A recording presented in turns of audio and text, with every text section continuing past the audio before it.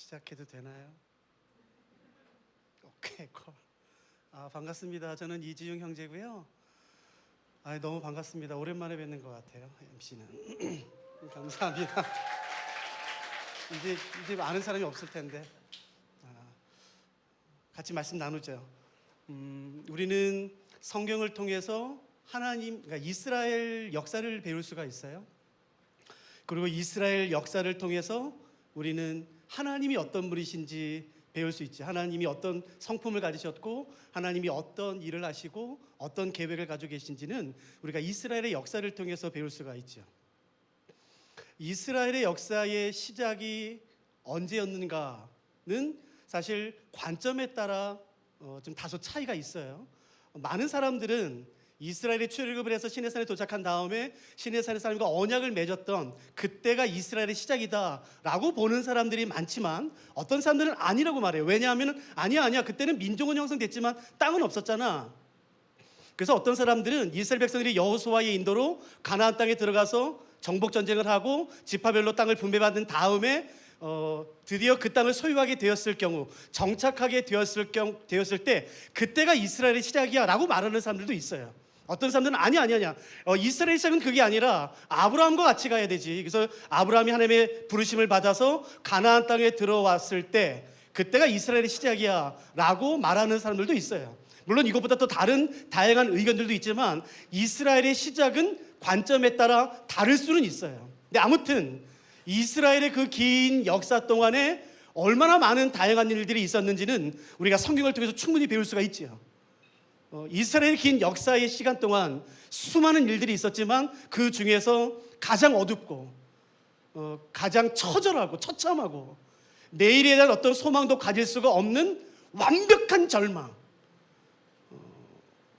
그 절망 이외에는 다른 것을 가질 수 없는, 근데 그뿐만 아니라 온갖 수치, 치욕적인 삶, 모욕으로 가득했던 그 때를 살았던 한 사람을 오늘 저녁에 살펴보려고 해요.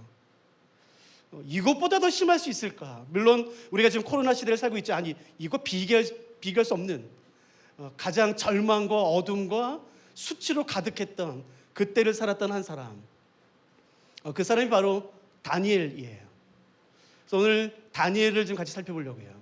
이스라엘은 여호수아가 죽은 이후에 사사에 의해서 통치를 받습니다. 사무엘이 마지막 사사로 소임을 다 한 다음에 이스라엘은 드디어 왕이 다스리는 왕정 시대로 넘어가요. 그래서 우리가 잘 아는 초대왕 사울, 그 다음에 다윗, 그 다음에 솔로몬. 사울과 다윗과 솔로몬이 다스렸을 그때에는 이스라엘이 나눠지지 않았고 하나의 이스라엘로 존재했죠. 그러나 솔로몬이 죽던 931년, 주전 931년에 이스라엘은 드디어 북이스라엘과 남유다로 나눠지게 됩니다. 그래서 북이스라엘은 여로보암이 초대왕으로 북이스라엘의 첫 번째 왕인 여로보암을 시작으로 북이스라엘은 모두 9번의 왕조가 바뀌고 19명의 왕들이 북이스라엘을 통치하죠. 그리고 남유다는 솔로몬의 아들이었던 르호보암을 시작으로 모두 20명의 통치자가 남유다를 다스리게 됩니다. 북이스라엘과 남유다로 나눠진 이후 약 209년, 약 200년이 훨씬 지난 어느 날 주전 722년에 북이스라엘은 아수르에 의해서 한 번에 멸망을 당해요.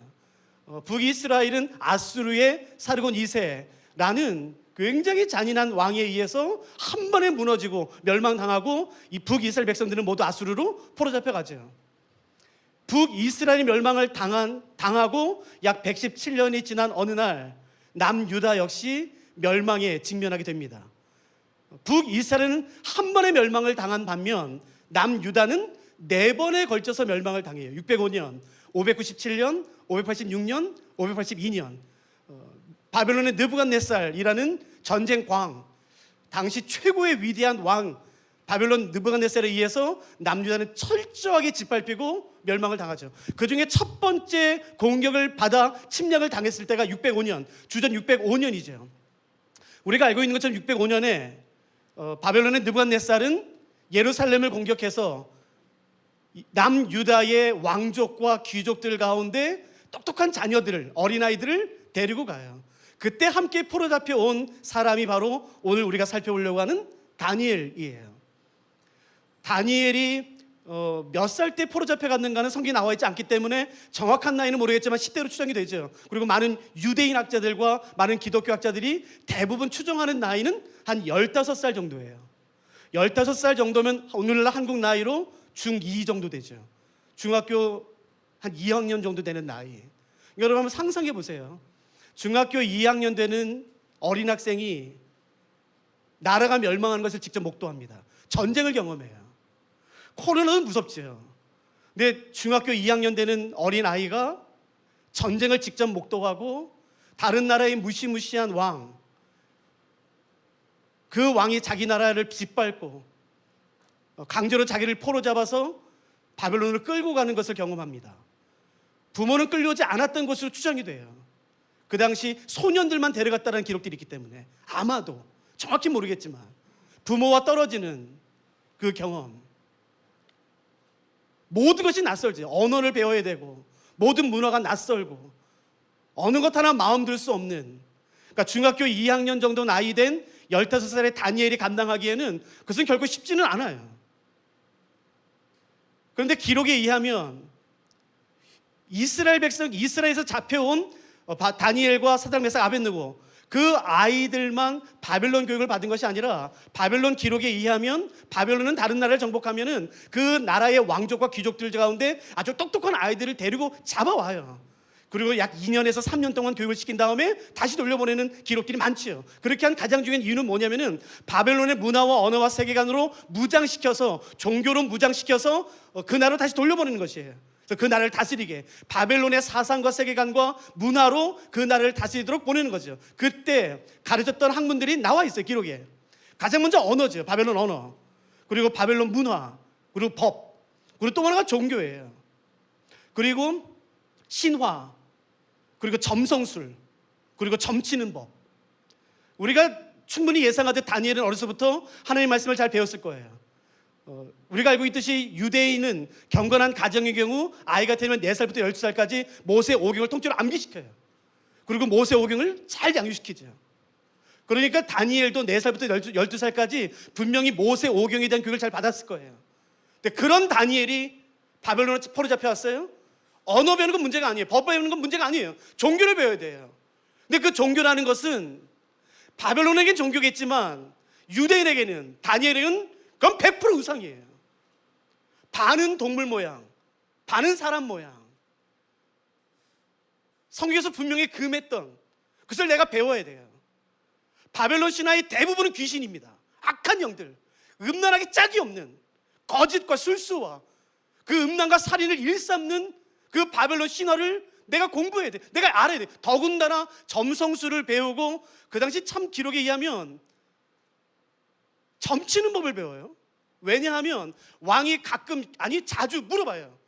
내가 전쟁에 나갈까 말까, 내가 이걸 할까 말까, 그 모든 것들을 장관들에게 물어봐요. 그래서 즉시 대답해야 돼요. 그러므로 점치는 법을 배워야 돼요. 별의 움직임, 그리고 또 하나는 뭔지 아시겠어요? 살아있는 짐승의 배를 갈라요. 그리고 내장을 꺼내서 내장을 흩어요. 그 내장의 색깔과 모양과 온기와 흩어짐의 정도를 보고 미래를 예측해요. 바벨론 사람들은 인생의 모든 비밀이 별에 있다고 믿었어요. 짐승의 내장이 있다고 믿었어요. 다니엘은 믿지 않았어요. 그러나 배워야 돼. 그 처참함, 내가 이걸 왜 배워야 되나? 그러나 거부할 수 없어요. 죽으니까. 그 15살의 어린 나이가 감당하기에는 이건 너무 큰 중압감이죠. 압도되겠죠. 기록에 의하면 대부분의 사람들이 바벨론으로 포로 잡힐 때 깜짝 놀랐어요. 왜냐하면 유대인들이 봐왔던 것은 예루살렘 성이 전부예요. 예루살렘 성전이 전부예요. 화려하죠. 자기들 보기에는. 그러나 세계 최강국 예루살렘 남유다와는 비교할 수 없는 영토를 가지고 그 화려하고 강력한 군대를 거느렸던 바벨론 궁에 왔을 때 예루살렘은 초락이 짝이 없어요. 지금도 남아있거든요. 그 웅장함, 그 상상을 초월하는 규모. 어떻게 이거 인간이 만들었을까? 아니요, 이건 신이 만든 거야. 그 온갖 보석으로 치장되어 있는 바벨론 왕궁, 더군다나 바벨론 최고의 신인 마루둑을 모셔있는 그 마루둑 신전은 아무리 하나님의 성전, 예루살렘 성전이 휘황찬란해도 비교할 수 없는 것이에요. 그 규모에, 화려함에, 색채에, 온갖 보석에 압도당하는 것이에요. 거부할 수 없어요. 그런 상황 가운데 다니엘은 바벨론으로 포로잡혀요. 강제로. 분명히 모르긴 몰라도 다니엘은 처음에 소망을 가지지 않았겠습니까? 아이 그래, 하나님이 우리 회복시켜 주실 거야. 내가 살아생전에 죽기 전에 반드시 예루살렘으로 돌려보내시겠지.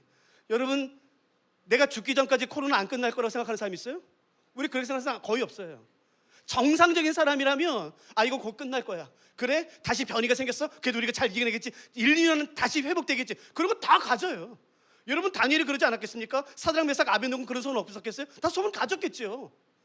분명히 할 거야. 분명히 하나님이 우리 회복시킬 거야. 근데 웬걸요? 다니엘이 포로 잡혀온 뒤 몇 년 뒤에 남유다의 왕 여호야긴이 포로 잡혀 자기가 있는 바벨론으로 와요. 왕이 잡혔어요. 그러면 끝난 거 아닌가?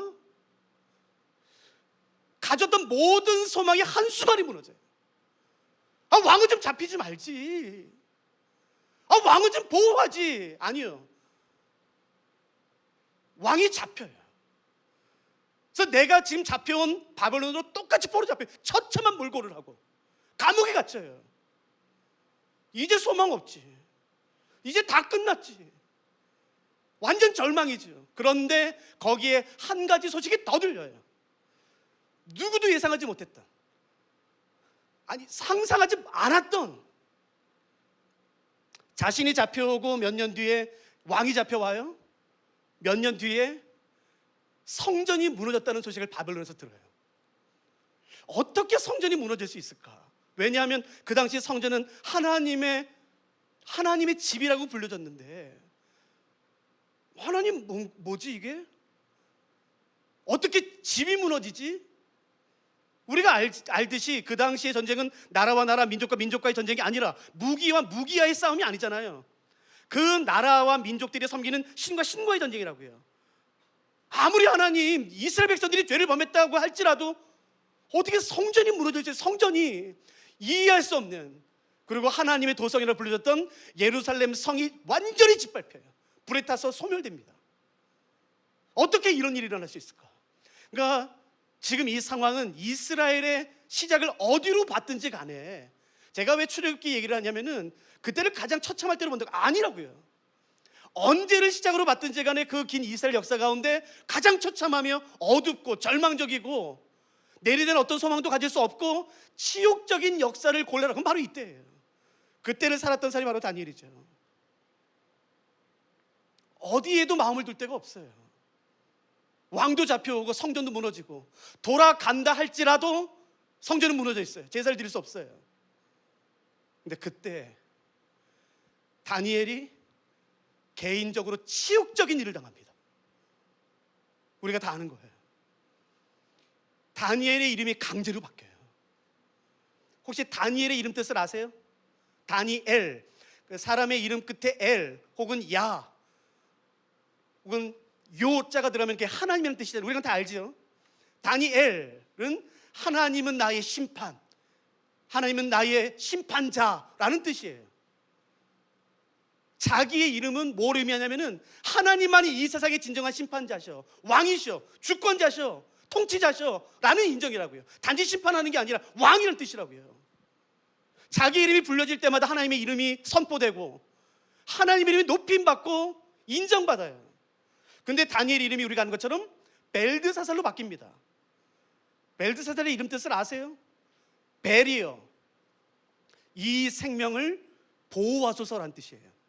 벨이라는 것은 바벨론의 신 중에 하나로 바벨론 최고의 신 마르둑의 부인이 벨이에요. 바벨론 사람들은 생명의 주관자로 벨을 믿었습니다. 생명은 벨이 주는 거지, 벨이 생명을 가져가면 죽는 거야. 그러나 벨이 보호하면 이 사람은 살 수 있어 라고 그 모든 믿음을 벨에게 주었다고요. 벨이요, 제발 이 사람의 생명을 보호하소서 라는 것이 벨드사살, 그 이름 뜻이에요. 이름이 강제로 바뀝니다. 이제 자기의 이름을 불러주는 사람은 자기 새 친구밖에 없겠죠. 그러나 시간이 지나면서 누구도 다니엘을 다니엘로 기억하는 사람은 아무도 없어요. 벨드사살로 불러요. 왕궁에서는 100%, 길거리 지나면서부터 이 사람은 이제 벨드사살. 이 사람을 다니엘로 부르는 사람은 기억하세요? 아무도 없어요.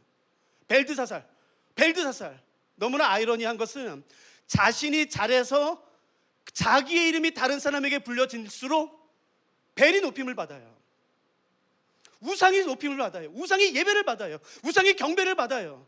하나님의 이름이 아니라 내가 무엇인가를 잘하면 잘할수록, 그렇다고 못할 수는 없잖아요. 내가 무엇인가, 우리 역시 우리 벨드사살, 역시 우리의 총리 중에 한 사람인 벨드사살. 이 아이러니를 어떻게 경험할 수 있겠어요? 이름이 강제로 바뀌어요. 아직 끝나지 않았어요. 이름이 바뀌는 수치와는 비교할 수 없는 치욕적인 일을 당합니다, 다니엘은. 저는 이 이야기를 제가 영국에서 성경 공부했었는데 그때 2001년 3월 달에 처음 들었어요. 지금부터 20년 전 된 얘기지만 저는 그 전까지 단 한 번도 한국에서 이 이야기를 들어본 적이 없어요. 그러니까 처음에 이 강의를 들을 때 강의실에서 그 강의를 듣는데 처음 생각할 때 내가 영어를 잘못 들었나? 제가 아직도 기억나요. 2001년 3월 달 11개 상하 강의였는데 그 11개 상하 강의를 위해서 미국의 디트로이트 대학교 구약학 교수님이 오셨어요. 데니엘 루이스라는. 그 아들이 저랑 같이 거기 간사했었거든요. 세계 석학 중에 한 사람이에요. 창세기부터 요한계시록까지 전권 주석을 썼습니다. 그 사람 몇 명 없고 전 세계에. 석학 중에 석학. 근데 그분이 오셔서 11개 상하를 강의하시면서 이스라엘 역사를 쫙 한번 훑어주시는데 이제 이때쯤이 됐어요. 그래서 예루살렘 성전이 멸망했습니다. 바벨론에 있습니다. 바벨론의 문화는 이렇습니다. 고고학적인 기록에 의하면, 문헌들에 의하면, 그러면서 한 번도 들어보지 못했던 그 얘기는 이거예요. 바벨론에 발견된 문헌과 기록들에 의하면 바벨론 왕궁 안에서 일하는 대부분의 사람들은 거세를 당해야 돼요. 근데 여러분, 이거를 조선시대 때 환관, 내시처럼 생각하시면 안 돼요. 그런 개념이 아니에요.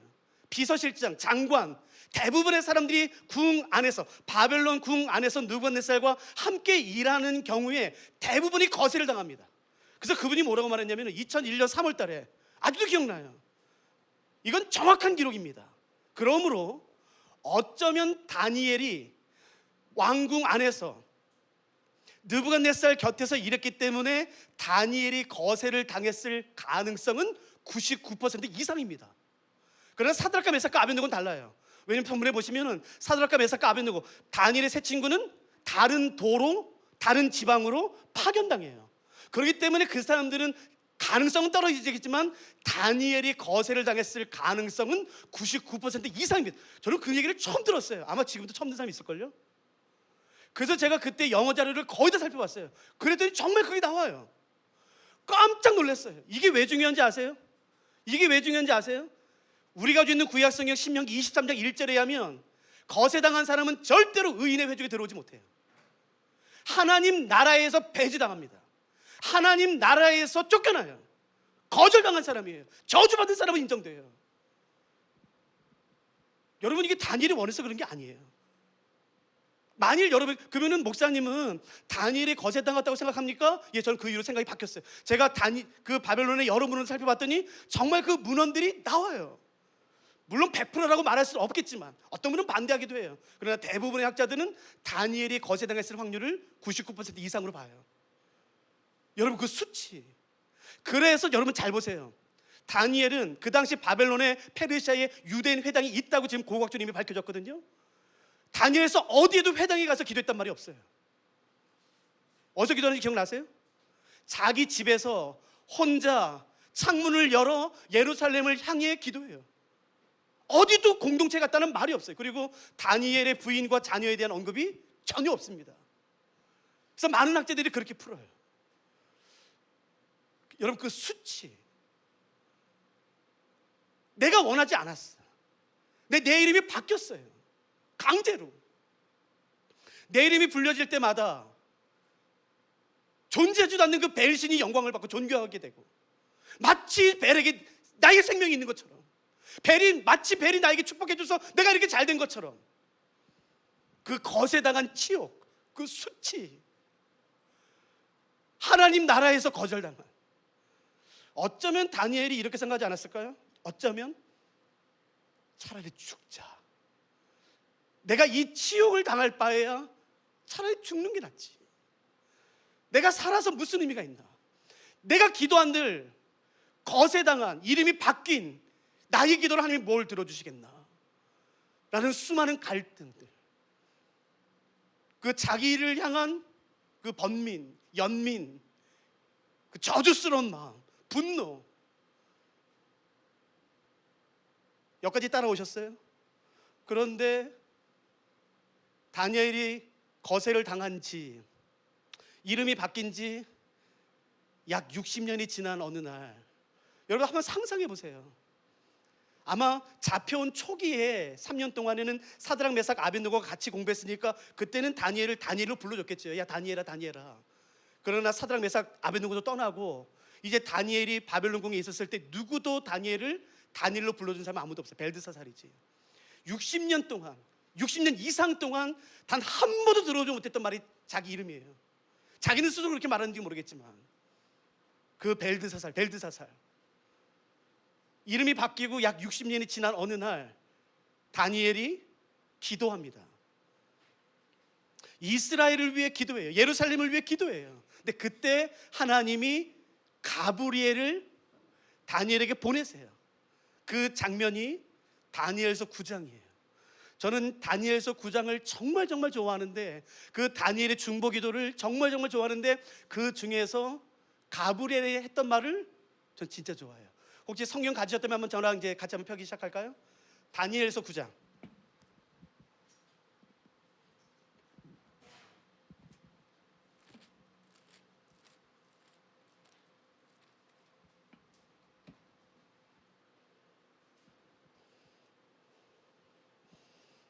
여러분 다니엘서 보세요. 그러니까 이 배경을 이해해야지만 이 말씀이 이해돼요. 우리가 이 말씀을 너무 솔직히 그냥 지나치거든. 그렇지 않아. 잘 보세요. 다니엘서 9장 20절. 이전까지는 다니엘이 기도한 내용이에요. 제가 천천히 한번 읽어볼 테니까 한번 따라와 보세요. 20절은 중요한 건 아니지만 한번 읽어볼게요. 다니엘서 9장 20절. 내가 이같이 말하여 기도하며 내 죄와 내 백성 이스라엘의 죄를 자복하고 내 하나님의 거룩한 산을 위하여 내 하나님 여호와 앞에 간구할 때에, 곧 내가 기도할 때에 이전에 환상 중에 본 그 사람 가브리엘이 빨리 날아서 저녁 제사를 드릴 때쯤에 내게 이르더니, 하나님께서 가브리엘을 보내셨어요. 그래서 다니엘 앞에 가브리엘이라는 천사가 나타났어요. 그리고 나는 그 가브리엘이 다니엘을 만나 눈을 마주치면서 했던 첫 마디, 첫 단어, 난 그게 너무 좋아요. 뭔지 보시겠어요? 22절. 내게 가르치며 내게 말하여 이르되, 그 첫 단어가 이거예요. 다니엘아. 여러분 이 말을 쉽게 듣지 마세요. 다니엘 입장에서는요 60년 만에 처음 듣는 단어예요. 누구도 자기를 다니엘로 불러주는 사람 아무도 없었어요. 벨드사살. 그 지긋지긋한 이름, 그 지옥스러운 이름. 근데 가브리엘이 자기에게 와서 자기에게 했던 첫 말은 뭐냐면은 다니엘아라는 거죠. 사람들은 다 이 사람을 벨드사살로 기억했지만, 불렀지만 아니요, 하나님은 이 사람을 여전히 다니엘로 기록하셨어요. 하나님이 나 기억하실까? 내가 이제 신명기 23장에 의해서 여호와의 회중에 들어가지 못하는데, 하나님 나라에서 거절당한 사람인데, 더러운 사람인데, 부정하게 된 사람인데, 가증하게 된 사람인데, 내 이름이 바뀌어서 내 이름이 불려질 때마다 내가 우상을 예배하게 되는데, 하나님 나 같은 사람 관심이 있으실까? 아니요, 하나님은 이 사람을 여전히 다니엘로 기억하셨어요. 하나만 더 보시겠어요? 9장 11절. 다니엘 앞에 이 단을 붙여요. 내게 이르되 큰 은총을 받은 다니엘아. 여러분 이때 다니엘의 심정이 어땠을 거라 생각하세요? 한 번도 들어보지 못했던 내 이름, 맞아 나 다니엘이지, 내가 다니엘이지. 그러니까 하나님이 이 사람을 여전히 다니엘로 기억하시는 것이에요. 오늘 우리 가운데 이 말이 필요한 사람이 반드시 있다고 나는 확신해요.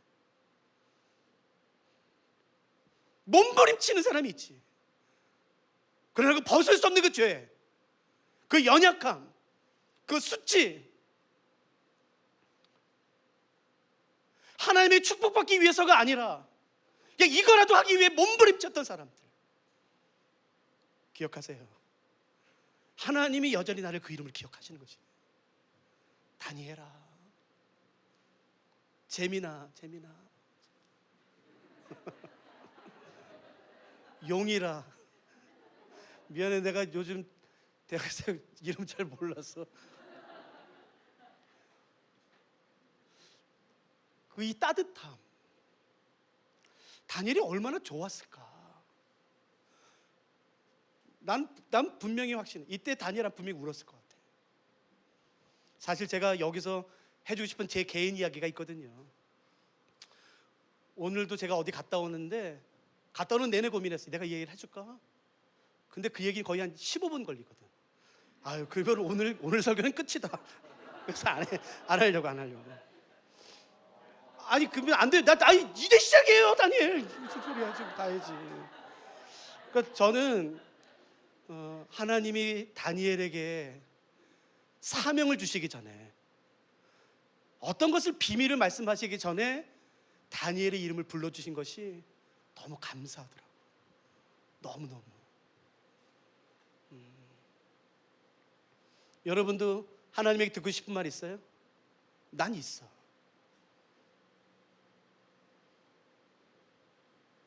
여러분 몰라도 내 반은 여전히 YM이거든. 어쩔 수 없는 일이 있어요. 살다 보면 어쩔 수 없는 일들이. 내 후배한테 부끄러우고 싶지 않거든. 내 몸부림치거든. 죄와 싸우고. 여러분 상상 못할 정도로 싸우거든.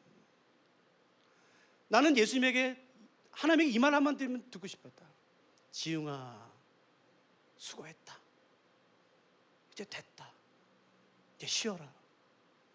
나는 그 말 듣고 싶어요. 됐다. 이제 충분하다. 이제 충분하다.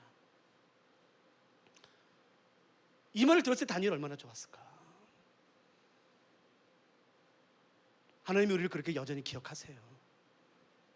우리 다시 이 당시 상황으로 다시 돌아가 봅시다. 다시 말씀드리지만 바벨론의 느부갓네살이 남녀를 4번 걸쳐서 멸망시켜요. 이 당시 느부갓네살은 최고의 왕, 가장 위대한 왕. 정확한 기록에 의하면 느부갓네살은 역사상 최고의 위대한 강력한 왕 중에 한 명으로 인정되죠. 성경뿐만 아니라.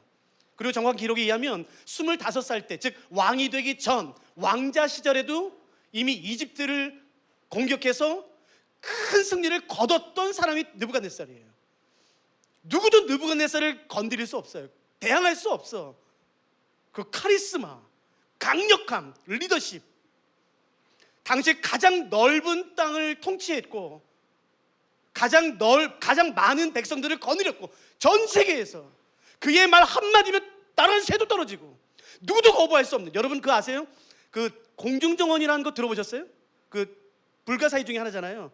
그 사막 한가운데 펌프도 없는 시절에 물을 거꾸로 들어올려 위에서부터 물이 떨어지게 하는 공중정원을 만들었던 사람이 느부갓네살이에요.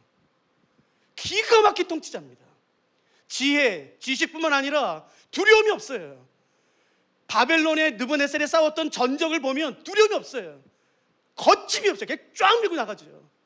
패배를 모르는, 두려움을 모르는 가장 강력한 최고의 왕.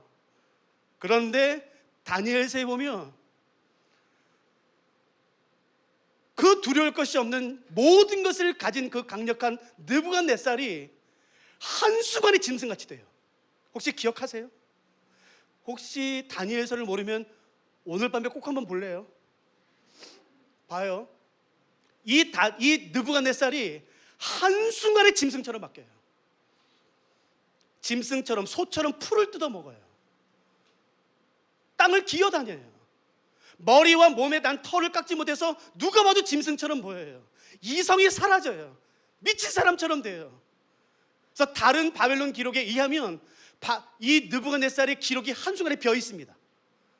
그리고 미친 사람으로 기록되어 있어요. 침을 흘리고 땅을 기어다니고 흙을 먹고 풀을 뜯어먹고 그 위대한 왕이 한순간에 어떻게 됐는지, 어떻게 이렇게 됐는지 궁금하지 않으세요? 누구도 그렇게 만들 수 없었어요. 두려움이 없는 그 느부갓네살을 한순간에 나락으로 떨어뜨렸다. 도대체 무엇에 의해서? 한번 같이 보십시다. 다니엘서 4장.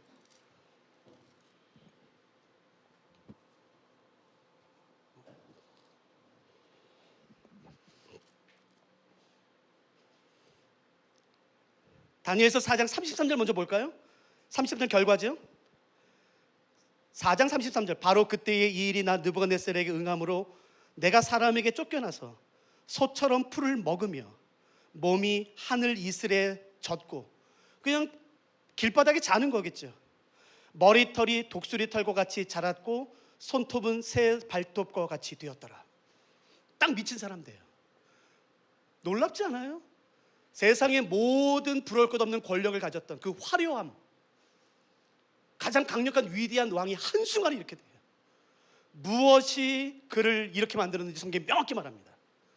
혹시 펜 가지신 분이라면 이걸 밑줄 그으세요. 4장 31절 제가 읽어볼게요. 30절부터 읽어드릴게요. 나 왕이 말하여 이르되 이 큰 바벨론은 내가 능력과 권세로 건설하여 나의 도성으로 삼고 이것으로 내 위엄의 영광을 나타낸 것이 아니냐 하였더니 30절 잘 보세요. 이 말이 아직도 나 느부갓네살이에요. 나 왕의 입에 있을 때에 하늘에서부터 소리가 내려 이르되, 하나님으로부터 소리가 와요. 느부갓네살 왕아, 내게 말하노니 이 말입니다. 나라의 왕위가 내게서 떠났느니라. 라는 하나님으로부터 주어진 한마디의 말로 이 위대한 왕이 한순간에 짐승이 됩니다. 그 이 당시 가장 넓은 영토와 가장 많은 백성을 거느렸던 최고의 위대한 권력과 전쟁 광 느부갓네살을 짐승처럼 만든 것은 다른 어떤 군대가 아닌 것이에요.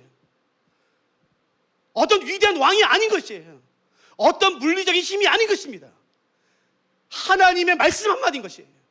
너의 왕위가 떠났어 라는 말 한마디에, 하나님의 말씀에 10분의 연설도 아니라 5분 메시지도 아니라 딱 한마디, 너의 왕위가 내게서 떠났다 라는 말 한마디에 모든 이성이 떠나고 모든 권력과 모든 군대와 모든 것을 한순간에 잃어버린 것이에요. 도대체 다니엘서를 통해서 하나님께서 말씀하고자 하신 것은 뭐겠습니까? 누가 진정한 왕이냐는 것이에요. 하나님 말씀 한마디면 충분한 것이에요. 10분의 연설, 30분의 연설도 필요 없는 것이에요. 하나님으로부터 주어지는 살아계신 하나님의 한 말씀이면 충분한 것입니다. 누가 오늘 이 말씀 앞에 나아가시겠습니까? 10분의 기도가 필요하지 않은 것이에요. 하나님으로부터 주어진 한 말씀. 누가 감히 하나님의 말씀 앞에 거절할 수 있겠습니까? 반대할 수 있겠습니까? 거절할 수 있겠습니까? 아니요. 누구도 살아계신, 온 땅을 창조하신, 온 땅을 여전히 다스리시는 그 위대한 광대하신 하나님의 말씀 앞에 누구도 반대할 수 없는 것이에요. 누가 이 하나님을 두려워하기 시작하시겠습니까? 누가 이 하나님을 경외하며 이 하나님을 왕처럼 섬기시겠습니까? 오늘날 세대에 정말 두려운 것은 뭐냐면은 하나님을 두려워하지 않는 것이에요. 하나님 그까짓 건 하나님을, 여러분 저는 비그리스도에 관심 없어요. 그리스도에 관심 있는 것이에요. 내 사랑하는 예수님 후배들에게 말하는 것이에요. 하나님을 내 소원 들어주는 알라딘 램프의 진이로 만들어버리는 것이에요. 하나님이 뭔데 내 기도를 거절해? 내 기도가 거절당할 때, 내가 아무리 간절히 원했지만 거절당했을 때 그 분노를 함께 쏟아내기 시작하는 것이에요. 건방지게. 하나님이 누군지 안다면 절대 그렇게 할 수 없어요. 하나님의 모습을 한 번만도 봤다면 그 광대하심과 그 위대하심을 한 번이라도 목도했다면 절대로 하나님께 그럴 수 없어요. 하나님 말씀 한마디면 충분한 것이에요. 저랑 같이 말씀 한마디만 찾아봅시다. 앞으로 가면 예레미야 있어요. 예레미야 2장. 하나님께서 예레미야 선지자를 통해서 이스라엘의 죄를 지적하시는데 이렇게 지적하세요. 2장 19절 13절도 설명해 드리면 좋겠지만 시간이 안 될 것 같아요. 벌써 40분 지났어요? 빨리 봅시다. 19절 잘 보세요. 하나님의 말씀이에요. 너의 악이 너를 징계하겠고 너의 반역이 너를 패망할 것이라. 그런즉 내 하나님 여호와를 버림과 내 속에 나를 경외함이 없는 것이 악이요 고통인 줄 알라. 여기다 한번 적어 넣어 보세요. 내 속에 나를 경외함이 없는 것이 악이라고 말할 때에 창세부터 요한계시록까지 경외라는 단어로 번역된 히브리어는 야레라는 단어예요. 100% 경외, 야레. 근데 여긴 그 단어 쓰지 않았어요. 여기는 창세기부터 말라기까지 히브리어 성경 기록 가운데 딱 한 번 이 단어가 쓰였어요. 파그다. 근데 이 단어를 경외하다로 번역한 거예요. 그러니까 좀 아쉬워요. 이게 좀 저는 마음에 안 들어. 이게 경외하다로 번역되는 히브리어는 야레라는 단어예요. 시편, 잠언 다 100%. 근데 여기는 파그다라는 단어가 쓰였어요. 이 단어는 무슨 뜻이냐면요, 그냥 문자 그대로 두려워하는 거예요. 벌벌벌 떠는 거야. 하나님 말씀하세요. 너 나를 무서워하지 않아. 너는 나를 두려워하지 않아 라고 말하는 것이에요. 뭐 신학적인 경외함 그따가 필요 없어요. 경외함이 뭡니까? 신학적으로 설명해 주세요. 설명해 주시죠. 아니, 그런 게 필요하지 않아요. 하나님께서 그의 백성에게 지적하신 것은 뭐냐면은 너는 나를 두려워하지 않아 라는 거죠. 여러분, 하나님 두려워하세요? 여러분, 하나님께서 벌벌 떠세요? 그까짓 건 하나님 뭘 떨어? 내가 기도하면 들어야지. 내가 여기 임하라면 임해야지. 당신이 뭔데 임하지 않아? 여러분, 우리가 하나님께 오늘 여기 임해달라고 기도했어요. 찬양했어요. 그러면 하나님 임해야 되죠? 하나님이 뭔데 내 찬양을 거절해? 여러분, 가인의 제사를 드리면 안 돼요. 가인의 삶을 살면 안 되는 것이에요. 하나님을 두려워하는 거, 문자 그대로 두려워하는 거. 여러분, 이 시대는 그게 사라지고 있어요. 신학적인 것 해드릴 수 있어요. 내가 그거 하는 사람인데 뭐. 나 그거 안 할 거야 오늘. 여기서 말하는 것은 뭐냐면은 문자 그대로 그 앞에서 벌벌 떠는 것이에요. 누가 그 거룩하신 하나님 앞에 감히 서 있을 수가 있겠습니까? 전도하다 보면 가끔씩 그 얘기 들어요. 가끔씩. 스위스 로잔 베이스에 있을 때는 매주 수요일마다 저희 베이스가 나갔었어요. 전도하러. 그때 한국 사람들 가끔 만나거든. 제주도에 있을 때도 가끔씩 나갔었어요. 열방대학 있을 때. 가끔씩 뭐라고 말하냐면 이렇게 말해요. 사람들 이 말 들으면 심장이 떨려. 야, 하나님이 심판하시라 그래. 까짓거 그거 내가 눈 하나 깜짝일 줄 알아? 야, 하나님 그까짓 거 심판하시라 그래. 여러분, 그 말 들으면 정말 이렇게 손이 떨려요. 여러분, 그런 말 하면 안 돼. 누구도 하나님 앞에 감히 서 있을 수 있는 사람 아무도 없어요. 그 거룩함, 그 광대하심, 그 위엄, 여러분, 그 앞에 누구도 서 있을 수 없어요. 성경에서 말하는 이스라엘 백성들의 죄는 신학적이고 화려한 게 아닌 것이에요. 단지 두려워하지 않는 것이에요. 모든 것을 가지고 통치하고 누구도 거절할 수 없는 권력을 가졌던 느부갓네살이 하나님의 말씀 한마디에 완전 꼬꾸라집니다. 반대로 그러니까 이게 가능한 것이에요. 하나님의 말씀 한마디면 한 번에 회복되는 것이에요. 많은 말이 필요한 것이 아닌 것이에요. 감동적인 설교가 아닌 것이에요. 논리적인 말과 단어, 현학적인 단어가 아닌 것이에요. 살아계신 하나님의 말씀이 내 삶에 떨어지는 순간, 내 공동체에, 내 단체에 임하는 순간 모든 것이 변하는 것이에요. 그러나 아무리 완벽하게 갖췄다 할지라도 하나님 말씀이 안 돼! 그러면 안 되는 것이에요. 누가 이것을 오늘 인정하기 시작하시겠습니까? 누가 오늘 이 말씀을 붙잡으시겠습니까? 다니엘서는 1장부터 12장까지 되어 있죠. 저는 이 장면을 가장 좋아해요. 사실 이해가 안 돼, 이 한 문장이. 근데 너무 통쾌해. 너무 좋아요, 이 말씀이. 1장부터 12장 가운데 수많은 사건들, 이야기들, 환상들, 계시들, 말씀들, 기도들이 나오지만 요 한 절은 기가 막힌 반전을 우리에게 가져다 주죠. 다시 한번 기억하세요. 이 당시 바벨론의 느부갓네살이라는 왕은 성경 안에서뿐만 아니라 전 세계의 역사 가운데 최고의 위대한 왕 중에 한 명으로 이미 인정되는 사람, 나폴레옹, 알렉산더와 같은, 고레스와 같은 위대한 왕 중에 하나. 주변의 모든 나라를 정복시키고 자기 앞에 무릎을 꿇게 하는 가장 막강한 권력을 가지고 있었던 그 느부갓네살이 어떻게 되는지 한번 잠깐 보십시다. 다니엘서 2장.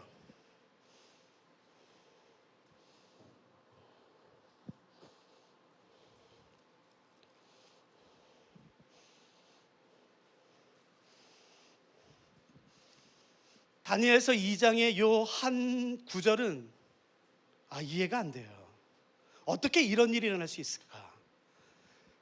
다니엘서 2장 46절을 보시겠어요? 이 말씀이 이해가 되나 보세요. 제가 읽어볼게요. 이에 느부갓네살 왕이 엎드려 다니엘에게 절하고 명하여 그 가장 넓은 영토와 막강한 권력을 가지고 있는 느부갓네살이 그 어린 다니엘 앞에 엎드려 절합니다. 누구도 하지 못했던 일이에요. 어떤 나라도, 어떤 왕도, 어떤 물리적인 힘도, 어떤 상황도, 어떤 무기도 느부갓네살을 무릎 꿇게 한 적은 단 한 번도 없어요. 그런데 이 장면은 그 위대한 느부갓네살 왕이 스스로 무릎을 꿇고 다니엘 앞에 엎드리는 장면이에요. 어떻게 이게 가능하겠습니까? 어떻게? 그래서 다니엘이, 여러분 그 4장이 한번 잠깐 볼까요? 느부갓네살이 했던 말들.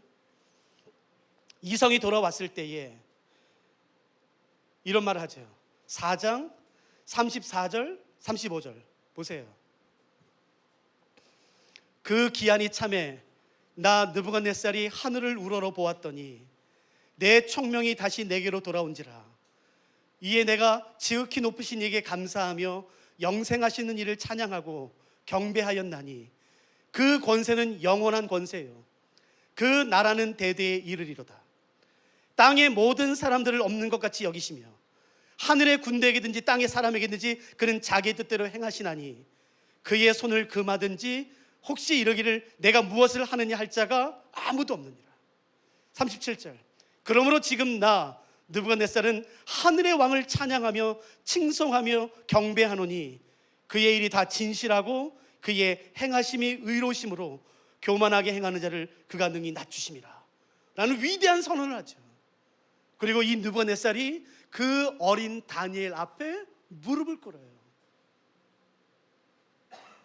왜냐하면 느부갓네살이 봤어요. 이 어린 다니엘에게 그 누구에게도 없는 한 가지가 있다는 것을 알죠. 그게 뭐겠습니까? 이 하나님의 임재가 이 아이에게 있는 것이에요. 온 땅을 창조하신, 누구도 거절할 수 없는 그 왕권과 주대심, 그 통치를 가지신 하나님의 임재가 이 어린아이에게 있다는 것을 느부갓네살이 봐요. 놀랍지 않습니까? 다니엘의 신분이 포로의 신분에서 한순간에 존귀한 자로 바뀌어요. 모든 사람 앞에 무릎을 꿇고 엎드려 벌벌 떨어야만 했던 그 어린 다니엘의 신분이 모든 나라를 다스리는 왕이 자기 앞에 무릎을 꿇는 존귀한 자의 신분으로 한순간에 바뀌어요. 도대체 무엇이 다니엘의 신분을 이렇게 바꿨을까요? 이게 오늘 여기 살펴보고 싶은 거예요. 오늘 주제. 무엇이 오늘 다니엘을 이렇게 바꿨을까요? 우리가 다 아는 것이에요. 같이 봅시다. 1장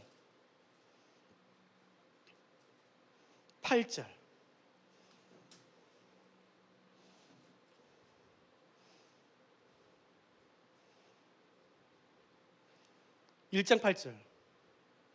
우리 한 목소리 읽어볼까요? 카페에 계신 분들은 조용히 읽으시고 혹시 소리를 내도 괜찮은 곳에 계시다면 우리가 입으로 선언하면서 이 말씀 읽어봅시다. 다니엘서 1장 8절 시작. 다니엘은 뜻을 정하여 왕의 음식과 그가 마시는 포도주로 자기를 더럽히지 아니라 하고 자기를 더럽히지 아니하도록 환관장에게 구하니. 다니엘이 한 것은 한 가지예요. 자기가 통제할 수 있는 것은 아무것도 없었어요. 어린 나이에 강제로 포로 잡혀왔어요. 언어와 문화를 배우는 것은 상관없겠지만 자기가 결코 배우고 싶지 않았던 종교를 배워야 되고 신화를 배워야 되고 점성술과 점치는 법을 배워야 돼요. 자기 이름이 바뀌어지는 것을 거절할 수는 없었어요. 자기가 거세당하는 것은 거절할 수 없었어요. 그러나 한 가지는 할 수 있었어요. 그의 마음을 정하는 것이에요.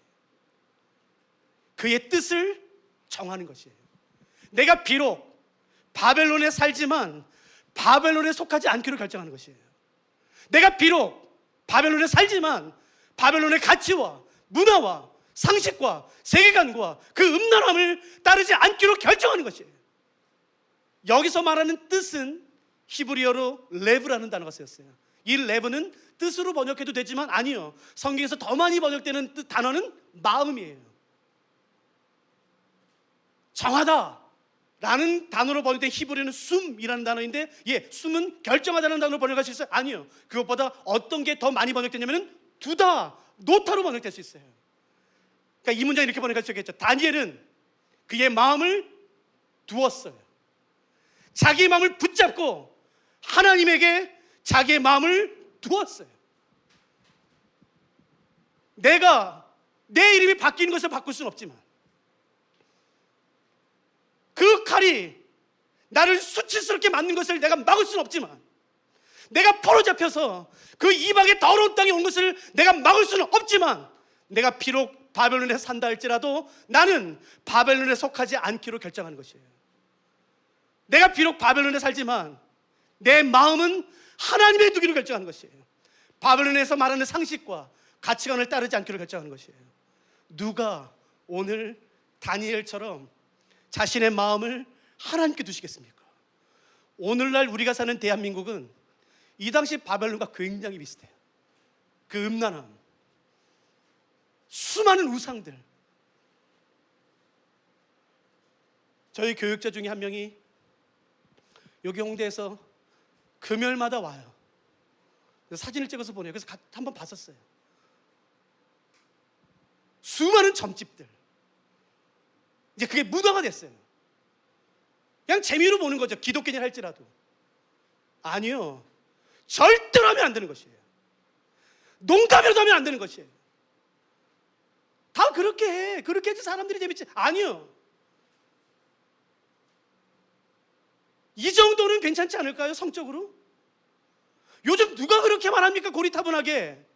그럼 그렇게 사세요. 그러나 제발 이 땅을 변화시키겠다는 그딴 기도를 하지 마세요. 하나님은 그 사람에게 절대 맡기지 않습니다. 하나님이 찾으시는 사람은 비록 우리의 몸은 이 땅에 살지만 이 땅에 속하지 않기로 결정하는 사람인 것이에요.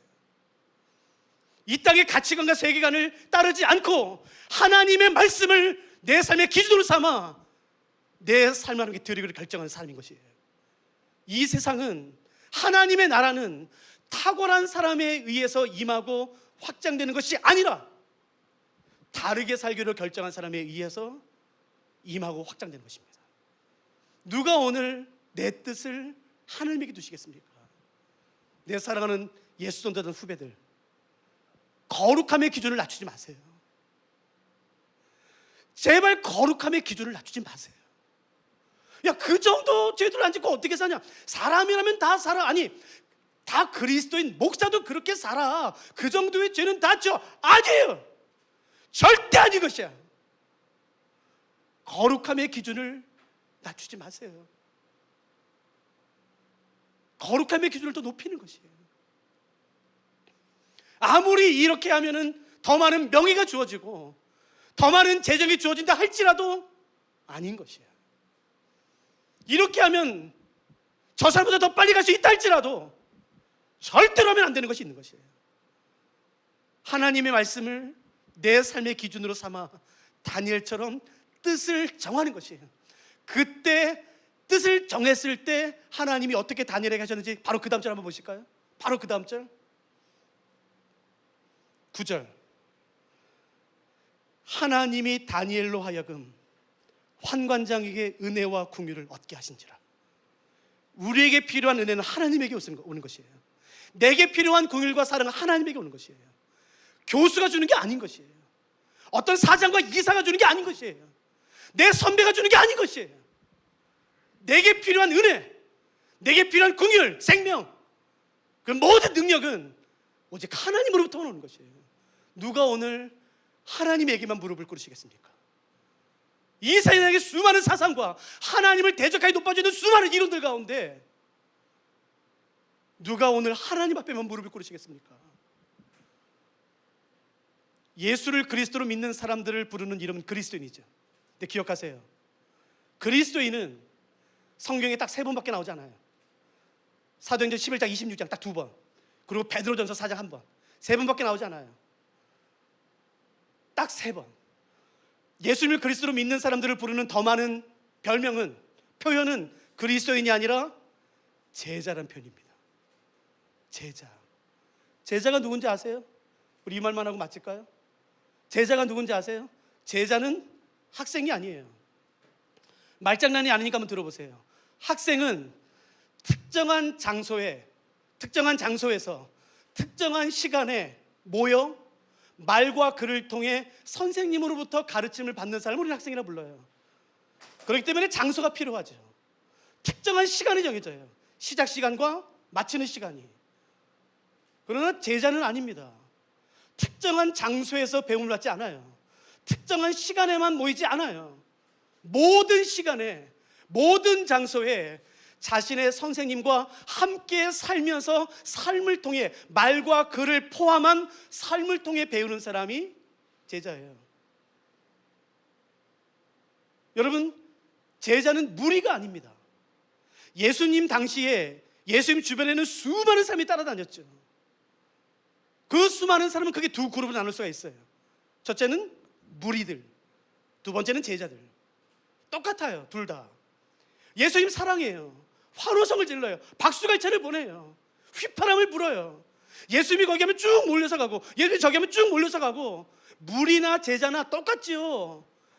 예수님이 가시면 언제든지 따라갑니다.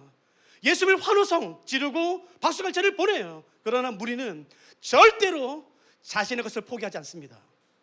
하나님의 예수 그리스도의 말씀이 나의 생각과 다르면 예수님을 언제든지 떠나요. 요한복음 6장, 예수님을 떠났더라. 아무리 예수님의 말씀이 좋다 할지라도 나의 것을 포기해야 된다면, 내 유익을 포기해야 된다면, 내가 손해가 주어진다면 절대 따르지 않는 게 무리입니다. 제자는요, 나의 상식과 생각과 예수 그리스도의 말씀이 다르다 할지라도 예수의 말씀을 붙잡는 것이에요. 예수님을 따르는 것이에요. 예수님을 따르는 것이 나에게 손해가 된다 할지라도, 어떤 대가가 주어지지 않는다 할지라도 따르는 게 제자예요. 그러니까 제가 질문할게요. 속으로 대답하세요. 여러분은 무리예요, 제자예요? 한순간에 드러납니다. 내가 왜 예수님 때문에 이것까지 해야 돼? 무리입니다. 자신을 제자라 속지 마세요. 여기까지. 나 예수님 좋지, 예배하는 거 좋지, 이런 모임 오는 거 좋지. 그러나 예수님의 말씀 때문에 절대로 내가 포기하지 않아요. 여기까지. 그건 무리입니다. 그러나 제자는 달라요. 내 자존심이 상하는 한이 있다 할지라도 예수님의 말씀을 붙잡는 것이에요. 내가 왜 저 사람한테 먼저 용서를 구해? 제가 잘못했는데 왜 죄를? 아니요. 예수 그리스도의 제자는 자존심이 상해도 그게 예수의 말씀이라면 밤새도록 울부짖으며 기도한 다음에 새벽같이 가서 용서를 구하는 것이에요. 겉으로 볼 땐 똑같을지 모르겠지만 예수님 정확히 알죠. 그러므로 예수님을 그리스도로 믿고 따르는 제자들의 삶, 즉 우리가 제자도라 부르는 그 제자도의 핵심을 한마디로 말씀해 주십시오 라고 말한다면 저는 조금도 주저하지 않고 그건 바로 예수 그리스도의 왕되심인 것이에요. 예수 그리스도의 주되심. 누가 오늘 내 왕 앞에 무릎을 꿇으시겠습니까? 누가 내 왕 앞에 무릎을 꿇으시겠습니까? 늘 예수님을 내 앞에 복종시키고 내가 무엇을 기도하든지 간에 예수님 들으셔야만 되고, 아니요, 그런 게 아닌 것이에요. 누가 오늘 내 계획과 내 편안한 모든 보장된 미래를 다 내려놓고 내 왕 앞에 무릎을 꿇으시겠습니까? 죄는 음란, 시기, 질투, 무정함 같지요? 아니요, 그리고 죄 아니에요. 로마서 1장에 나오는 것은 다 죄의 결과들, 열매들입니다. 죄의 본질이 뭔지 아세요? 죄의 본질은 성경에 의하면 내가 하나님 되려고 하는 게 죄의 본질이에요. 그게 해결되지 않으면 음란함, 시기심, 질투, 무정함, 그 분노 절대 해결되지 않습니다. 그러므로 진정한 회개는 뭔지 아세요? 울고 부는 게 아닌 것이에요. 하루면 끝납니다. 똑바로 생각하세요. 그리고 하나님으로 하여금 내 삶에 하나님이 되도록 하는 것이에요. 하나님, 당신이 내 왕이십니다. 당신이 내 주이십니다. 당신의 말씀이 나의 상식과 다르다 할지라도, 내 자존심이 상한다 할지라도 내가 주의 말씀을 따릅니다. 그게 제자도의 핵심인 것이에요. 교회 안에는 이미 이 세상의 문화와 가치관이 너무 많이 들어와 버렸어요. 이게 성경인지 세상인지 구분되지 않을 정도로 재정 사용에 있어서, 교육자를 선정하는 데 있어서, 예배에 있어서, 말씀에 있어서 이미 교회는 너무 세상이 들어와 버렸어요. 밀어내지 않으면 밀립니다. 밀리면 죽습니다.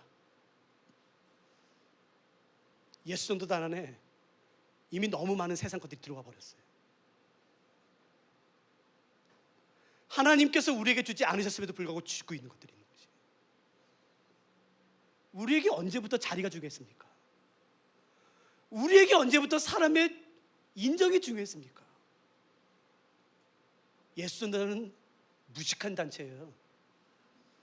내가 제일 무식한 놈이고, 이게 하나님 말씀이라면 뒤도 안 돌아보고 순종했던 분들이 우리 선배님이세요. 그게 우리 DNA고 유업입니다. 논리? 우리에게 그딴 게 어디 있습니까? 하나님의 왕되심. 비록 이 세상에 살지만 이 세상에 속하지 않는 것이에요. 비록 이 세상에 살지만 이 세상의 가치관을 따르지 않는 것이에요. 비록 이 세상에 살지만 나의 소망과 안정감을 이 세상에 두지 않는 것이에요.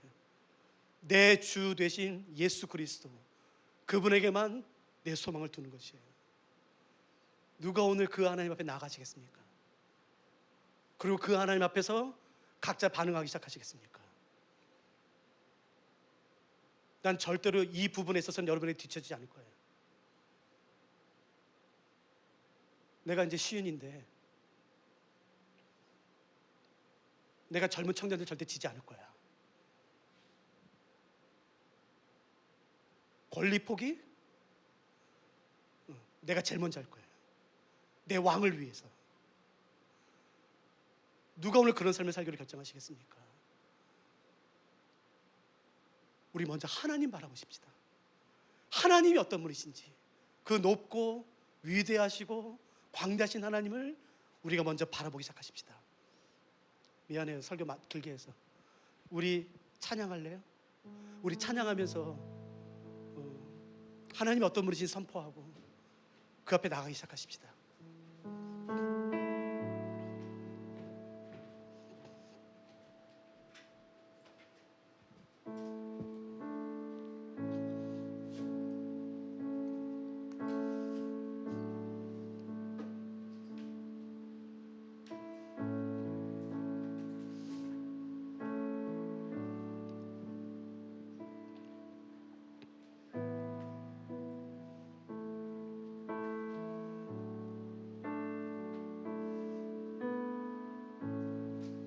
기도는 말로만 하는 것은 아니에요.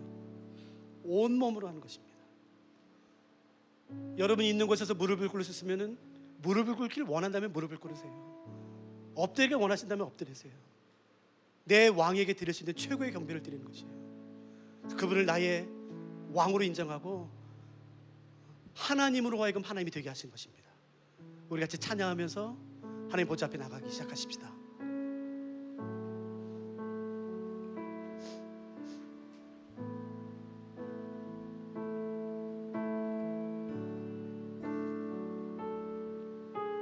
주 여호와는 광대하시도다. 그 거룩한 하나님 성에서 찬양할지어다.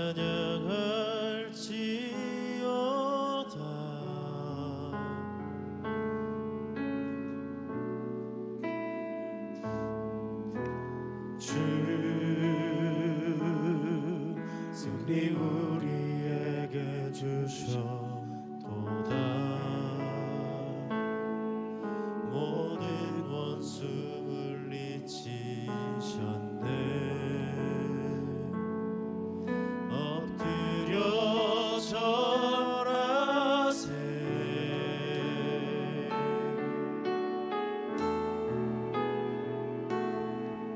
다 주의 크신 이름 높이며 우리에게 하신 위대한 일 감사하세. 오 주의 신실하신 그 사랑 온 땅과 하늘 위에 계셔 홀로 영원하신 이름.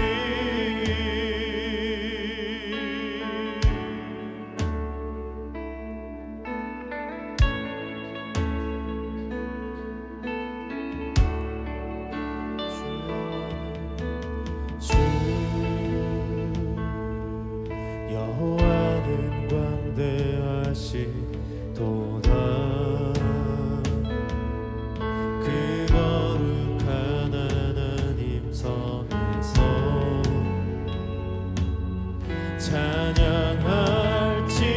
찬양할지어다.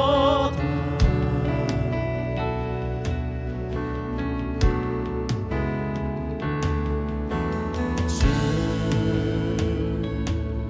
승리 우리에게 주셨도다. 모든 원수 물리치셨네. 엎드려 절하세.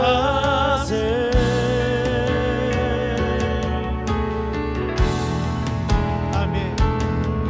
다 주의 크신 이름 높이며 우리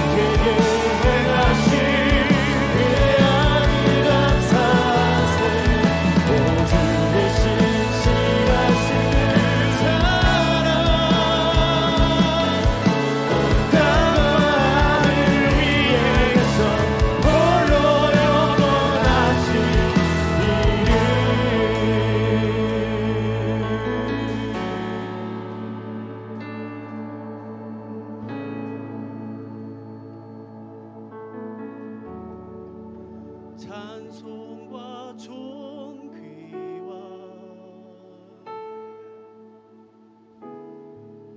영광과 능력이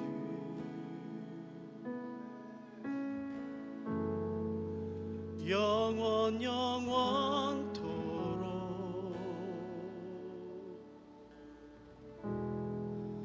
받아 주옵소서.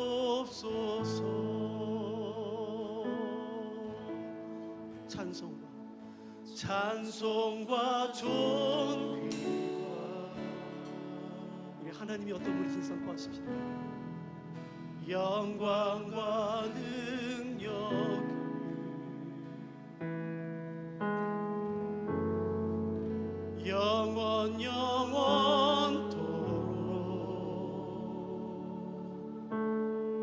영원토록 받아 주옵소서. 보좌에 앉으시 보좌에 앉으시 그 어린 양 예수 다 무릎 꿇고서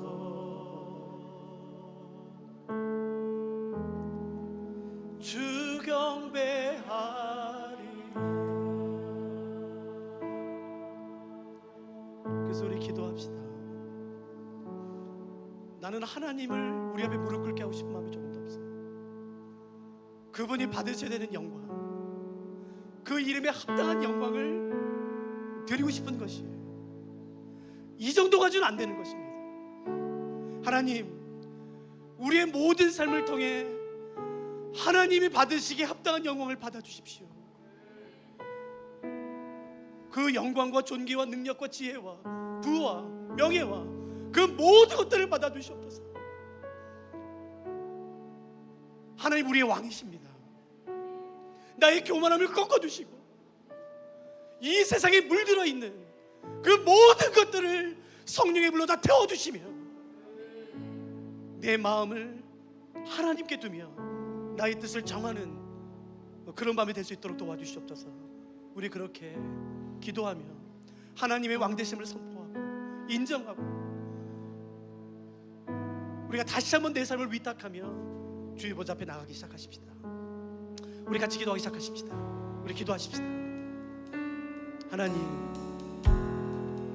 하나님을 대적하여 높아진 이 모든 세대 가운데 바벨론처럼 하나님을 대적하는 것이 상식인 이 시대에 다르게 살 수 있는 힘을 내 사랑하는 예수나 청년에게 허락해 주시옵소서. 다르게 살 수 있도록 도와주시옵소서. 비록 우리가 이 땅에 살지만 이 땅에 속하지 않도록 도와주시며 이 땅의 죄와 상식과 문화와 음란함에 내 마음을 빼앗기지 않도록 도와주시옵소서. 높고 위대하신 하나님, 크고 위대하신 하나님, 우리 왕이 되어주시옵소서. 우리의 주가 되어주시옵소서. 우리의 명령